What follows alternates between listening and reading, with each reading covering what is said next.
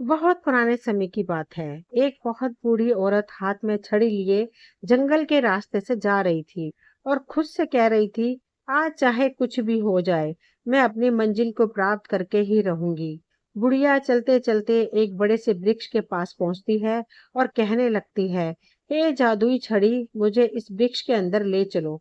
इतना कहते ही बुढ़िया अपनी शक्तियों से उस वृक्ष के खोखले तने में प्रवेश करने की कोशिश करती है, परंतु वे अंदर प्रवेश नहीं कर पाती। अरे यह क्या, मैं इस वृक्ष के अंदर जा क्यों नहीं पा रही हूँ। तभी उस वृक्ष की आंखें खुलती हैं और वह वृक्ष कहने लगा, अरे दुष्ट, तुझे क्या लगता है तेरे जैसी दुष्ट डायन इस पेड़ के अंदर जा सकती है? तो यह तेरी भूल है। इस वृक्ष के अंदर सिर्फ वही जा सकता है जो सच्चा और ईमानदार हो। बुढ़िया ने कहा, ओह अच्छा, तो यह बात है, इसी वजह से आज तक मैं इस वृक्ष के अंदर नहीं जा सकी। अब मुझे कुछ भी करके ऐसे इंसान को ढूंढना ही होगा जो ईमानदार हो। इतना बोलकर डायन बुढ़िया तुरंत वहां से गायब हो जाती है। दूसरी ओर एक गांव में पिंटू नाम का लड़का अपनी बूढ़ी माँ के साथ रहता था। पिंटू बहुत गरीब था। उसके पास केवल 2 बैल थे और उन बैलों के साथ मजदूरी करके उसके घर का खर्च किसी तरह चल पाता था। पिंटू की बूढ़ी माँ बहुत बीमार थी। उसकी दवाई के लिए पिंटू को पैसों की जरूरत थी। सो पिंटू ने सोचा जमींदार साहब से पैसे उधार मांग लो। इतना विचार करके ही पिंटू जमींदार साहब के घर पहुंचा। सेठ जी, मुझे कुछ पैसे दे दीजिए। मेरी माँ की तबीयत बहुत खराब है। मुझे मेरी माँ के लिए दवाइयाँ लेनी है। मैं आपके पैसे जल्दी चुका दूंगा। जमींदार सेठ बोला, अरे पिंटू, तुझे क्या लगता है मैं तेरे जैसे भिखारियों को मुफ्त में ही पैसे बांटता हूँ? पहले तू मेरे पास अपनी कोई कीमती चीज गिरवी रख, फिर मैं तुझे पैसे दूंगा। पिंटू बोला, लेकिन सेठ जी, मेरे पास तो ऐसा कुछ भी नहीं है। फिर मैं आपके पास गिरवी क्या रखूं? अरे तेरे पास तेरे दोनों बैल तो है ना, तू उन्हीं बैलों को मेरे पास गिरवी रख दे। लेकिन सेठ जी, उन्हीं बैलों से ही तो मैं मजदूरी करके आपके पैसे लौटाऊंगा। यदि मैं आपको ये बैल भी दे दूंगा तो मैं क्या करूंगा? सेठ जी, मेरा सहारा तो वे 2 बैल ही हैं। देख पिंटू, वह सब मैं नहीं जानता। यदि पैसे चाहिए तो बैल तो देने ही पड़ेंगे। हे भगवान, अब मैं क्या करूं? यदि दवाई लेकर नहीं गया तो मेरी माँ मर जाएगी। मैं ऐसा करता हूँ, अपने बैलों को ही गिरवी रख देता हूँ। अरे क्या हुआ पिंटू, तुम क्या सोच रहे हो? कुछ नहीं सेठ जी, मैं सोच रहा हूँ आप मेरे बैलों को रख लीजिए। बस आप मुझे उन दोनों बैलों के बदले 50 रुपए दे दीजिए। ठीक है, ये लो 50 रुपए। पिंटू तुरंत ही 50 रुपए लेकर बाजार जाता है और अपनी माँ के लिए दवाइयाँ खरीदता है। साथ ही 1 महीने का राशन ले लेता है। पिंटू खुद से कहता है, अच्छा हुआ मैंने सारा सामान ले लिया। चलो अब वापस घर लौट चलता हूँ। इतना कहकर पिंटू अपने घर के लिए निकल पड़ता है। पिंटू जल्दी ही अपने घर पहुंचता है और अपनी माँ से कहता है, देखो माँ, मैं तुम्हारे लिए दवाइयाँ और पूरे 1 महीने का राशन ले आया हूँ। उसकी माँ ने कहा, लेकिन बेटा, इतने सारे पैसे तुम्हारे पास आए? पिंटू बोला, माँ, हमारे पास और कोई दूसरा रास्ता नहीं था, इसलिए मैंने अपने दोनों बैलों को सेठ के पास गिरवी रख दिया। माँ, मैंने सोच लिया है कि मैं आज ही शहर को चला जाता हूँ और पूरे 1 महीने तक शहर में ही पैसे कमाऊंगा। फिर वापस अपने गांव आ जाऊंगा और अपने दोनों बैलों को वापस छुड़ा लूंगा। अच्छा ठीक है बेटा, तुम्हें जैसा ठीक लगे वैसे ही करो। अच्छा माँ, अब मैं चलता हूँ, तुम अपना ख्याल रखना। माँ, जल्दी ही लौट कर आऊंगा। इतना कहकर पिंटू पोटली में कुछ सूखी रोटियां बांधता है और शहर के लिए निकल पड़ता है। पिंटू चलते चलते काफी ज्यादा घने जंगलों से होकर गुजरता है। हे भगवान, मैं तो चलते चलते कितना ज्यादा थक गया हूँ। ऐसा करता हूँ, किसी पेड़ के नीचे चलकर थोड़ा सा आराम कर लेता हूँ और कुछ खा पी लेता हूँ, फिर आगे चलूंगा। इतना सोचकर पिंटू एक पेड़ के नीचे ही बैठ जाता है और अपनी वही सूखी रोटियों की पोटली को खोलता है। तभी वहां अचानक से बूढ़ी औरत आती है और वो पूछने लगती है, अरे क्या बात है बेटा, देखने में तो तुम बड़े ही भोले और शरीफ लगते हो, लेकिन ये तुम सूखी रोटियां क्यों खा रहे हो? पिंटू ने कहा, क्या करूं काकी, इस गरीबी ने मुझ पर इतना बड़ा जुल्म ढाया है कि मैं एक वक्त का खाना भी नहीं खा सकता, इसलिए मुझे जो कुछ भी मिल जाता है वही मेरे लिए प्राप्त है।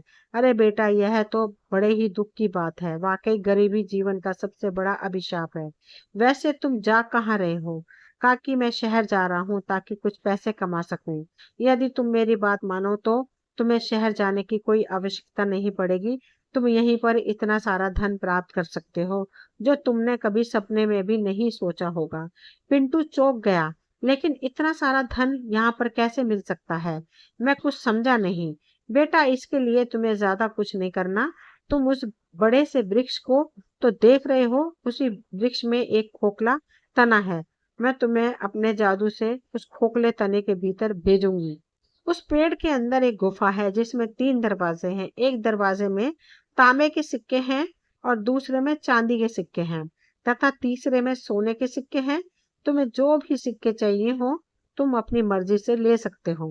पिंटू बोला, लेकिन काकी, आप यह सब मुझे क्यों बता रही हैं जबकि आप खुद उस सारे सोने को निकाल सकती हैं? बेटा, यदि मैं उस वृक्ष के अंदर जा पाती तो कब की चली गई होती। यदि तुम जाने के लिए तैयार हो तो बोलो। तुम जो भी सोना लेकर आओगे उसमें से मुझे कुछ भी नहीं चाहिए। तुम बस मेरे लिए उस चमकती डिबिया को ले आना। पिंटू सोच में पड़ जाता है। क्या करूं? शायद ईश्वर ने मेरे मदद के लिए इस बूढ़ी काकी को भेजा है। मैं इनकी बात को मान लेता हूँ। क्या हुआ बेटा? तुम क्या सोच रहे हो? कुछ नहीं काकी, मैं वृक्ष के अंदर जाने के लिए तैयार हूँ। तो फिर ठीक है, चलो मेरे साथ। इतना बोलकर वह बुढ़िया पिंटू को उस वृक्ष के पास ले जाती है। क्या तुम तैयार हो अंदर जाने के लिए? हाँ हाँ, मैं तैयार हूँ। तो फिर ठीक है, ये जादुई औषधि अपने पास रखो। जब तुम वृक्ष से बाहर आना तब इस बोतल की ढक्कन खोलकर जादुई औषधि को अपने ऊपर डाल लेना तो तुम बाहर आ जाओगे। उस बुढ़िया से पिंटू उस जादुई बोतल को ले लेता है। तभी वह जादूगरनी अपनी छड़ी से पिंटू को वृक्ष के खोखले के अंदर भेज देती है। पिंटू उस वृक्ष के अंदर प्रवेश करते ही थोड़ा घबरा जाता है। हे भगवान, ये गुफा तो कितना बड़ा है। चलो मैं जल्दी से उन तीनों दरवाजों को ढूंढता हूँ। इतना कहकर पिंटू गुफा में इधर उधर घूमने लगता है। ओहो, इतनी देर से मैं इस गुफा में घूम रहा हूँ लेकिन अभी भी मुझे वे तीनों दरवाजे नहीं मिले। पता नहीं वो तीनों दरवाजे कहाँ हैं। पिंटू इतना कह ही रहा था कि तभी उसकी एक नजर नीचे जमीन पे पड़ती है। अरे यह क्या? यह तो एक गिलहरी है और इसने तो अपने मुंह में एक सोने का सिक्का दबा रखा है। इसका मतलब जिस ओर से यह गिलहरी आ रही है उस ओर ही वह तीनों दरवाजे हैं। मुझे उस ओर ही चलना चाहिए। पिंटू उस ओर को चल पड़ता है जिधर से वह गिलहरी आई थी। कुछ दूर चलने के बाद पिंटू उन तीनों दरवाजों के पास पहुंच जाता है। अरे, मैं तो उन तीनों दरवाजों के सामने ही खड़ा हूँ। चलो जल्दी से दरवाजों को खोल कर देखता हूँ। इतना सोचकर पिंटू दरवाजे के पास जाता है और उस पहले दरवाजे को खोल देता है। उसके अंदर हर तरफ तांबे के सिक्के ही सिक्के थे। अरे वाह, जैसा उस काकी ने बताया था यहाँ तो एकदम वैसा ही है। इसका मतलब सोने और चांदी के सिक्कों का दरवाजा अभी बाकी है। चलो जल्दी से दूसरा दरवाजा खोलता हूँ। इतना कहकर पिंटू गुफा का दूसरा दरवाजा भी खोल देता है तो देखता है कि दूसरे दरवाजे के अंदर सब चांदी के सिक्के ही पड़े हैं। और जब तीसरा दरवाजा खोलता है, हे भगवान, यहाँ तो सब सोना ही सोना है। कहीं मैं कोई सपना तो नहीं देख रहा? अरे नहीं नहीं, यह कोई सपना नहीं है, यह हकीकत है। चलो जल्दी से मैं सोने के कुछ सिक्के ले लेता हूँ। पिंटू जल्दी जल्दी सोने के सिक्के अपनी पोटली में भरने लगता है। इतना सोना मेरे संपूर्ण जीवन के लिए प्राप्त है। वैसे मैंने सोना तो लिया लेकिन वो चमकती डिबिया कहाँ है? तभी उसकी नजर एक चमकदार वस्तु पे पड़ती है। अरे वाह, यह तो कितना चमक रही है। मुझे तो लगता है यही वे चमकती डिबिया है। आखिर वो जादूगर काकी इस डिबिया का क्या करेगी? वैसे भी अब मुझे इस डिबिया के बारे में जानने की जरूरत ही क्या है। अब तो मैं कितना अमीर बन चुका हूँ। चलो अब इस वृक्ष से बाहर निकल आता हूँ।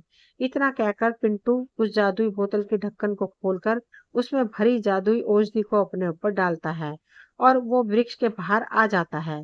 बुढ़िया उसे देखते ही खुश हो जाती है। अरे वाह बेटा, तुम तो कितने बहादुर हो।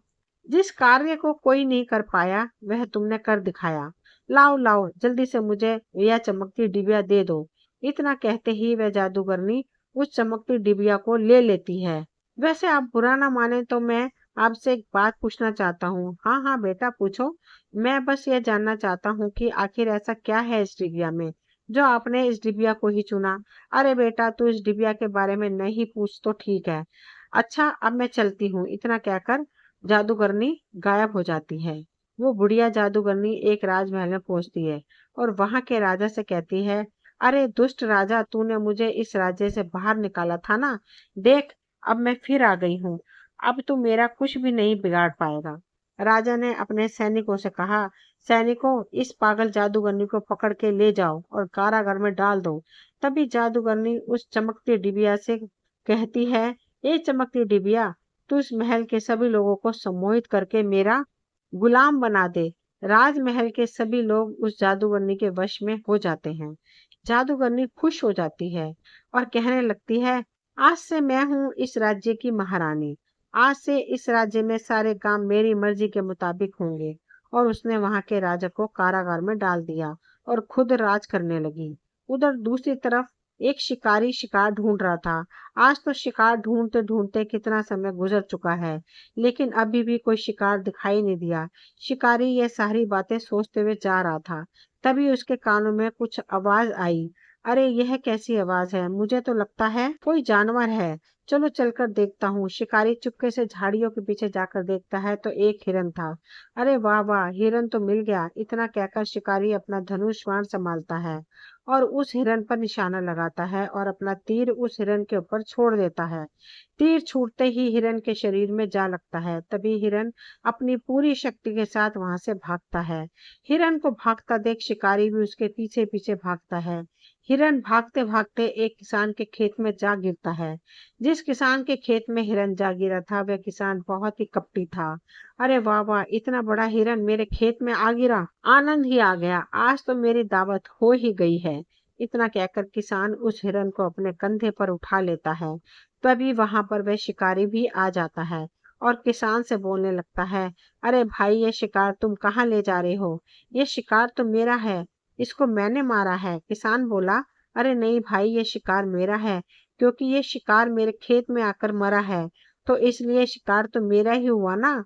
और फिर क्या था, दोनों में इसी बात को लेकर काफी ज्यादा बहस हो जाती है। तभी वहां एक आदमी आता है और उन्हें झगड़ते देख पूछने लगता है, अरे भाई, क्या बात है? आप लोग आपस में क्यों बहस कर रहे हो? शिकारी बोला, अरे देखिए ना भाई, इस हिरन को मैंने मारा है, लेकिन यह व्यक्ति मुझे मेरा शिकार नहीं दे रहा। किसान बोला, नहीं, यह शिकार मेरा है, मैं इसे नहीं दूंगा। फिर उन दोनों की बात सुनकर वह व्यक्ति भी घबरा जाता है। वह किसकी पक्ष की बात करे? अरे भाई, आप लोग आपस में ही झगड़ा मत करो, आप दोनों राजा के पास चले जाओ, वो तुम दोनों का फैसला जरूर कर देगा। इतना सुनकर दोनों व्यक्ति राजा के पास जाते हैं और अपनी अपनी समस्या उस जादूगरनी को, जो महारानी बन गई थी, उसे ही सुनाते हैं। जादूगरनी सोचने लगी, ओहो, अब मैं क्या फैसला सुनाऊं? मैंने तो कभी भी कोई फैसला किया ही नहीं। महारानी जी, आप कुछ बोल क्यों नहीं रही हैं? यह शिकार मेरा है। तब जादूगरनी बोली, अरे नहीं शिकारी, यह शिकार उसी का है जिसकी जगह पर यह जाकर गिरा है, इसलिए यह शिकार तुम्हारा नहीं है। उस जादूगरनी ने फैसला उल्टा सुना दिया। बेचारा शिकारी दुखी होकर वहां से चला जाता है और फिर से जंगल की ओर जाता है। उस शिकारी से जंगल में पिंटू मिलता है। पिंटू शिकारी को ऐसे उदास देखकर पूछने लगता है, अरे भाई, क्या बात है? आप इतना उदास क्यों बैठे हो? फिर शिकारी अपनी सारी बात पिंटू को सुनाता है। पिंटू बोला, यह तो बड़ा ही गलत हुआ, लेकिन महाराज, ऐसा गलत फैसला कैसे सुना सकते हैं? शिकारी ने कहा, अरे भाई, फैसला महाराज ने नहीं बल्कि एक बूढ़ी औरत ने सुनाया है, जो अब इस राज्य की महारानी बन चुकी है।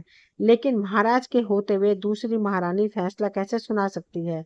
चलो मेरे साथ, जरा मैं भी देखूं आखिर नई महारानी कौन आ गई है। इतना कहकर पिंटू राजमहल में पहुंच जाता है तो देखता है कि राज्य की महारानी कोई और नहीं बल्कि वही जादूगरनी है जिसको उसने वह चमकती डिबिया दी थी। अरे जादूगरनी, आप इस राज्य की महारानी कब बन गई? जादूगरनी बोली, अरे बेवकूफ लड़के, क्या तुझे सारी बातें बताना जरूरी है? तुझे दिखाई नहीं देता कि अब मैं महारानी बन चुकी हूँ? पिंटू बोला, आप महारानी बन गई, अच्छी बात है, लेकिन गलत फैसला सुनाना ठीक नहीं। जादूगरनी बोली, अरे बेवकूफ, मैं चाहे कोई भी फैसला सुनाऊं, यह मेरी मर्जी है, मैं जो चाहूंगी वही फैसला सुनाऊंगी। अपनी सलामती चाहते हो तो चुपचाप यहाँ से चले जाओ। इतना सुनकर वे दोनों वहां से वापस चले जाते हैं।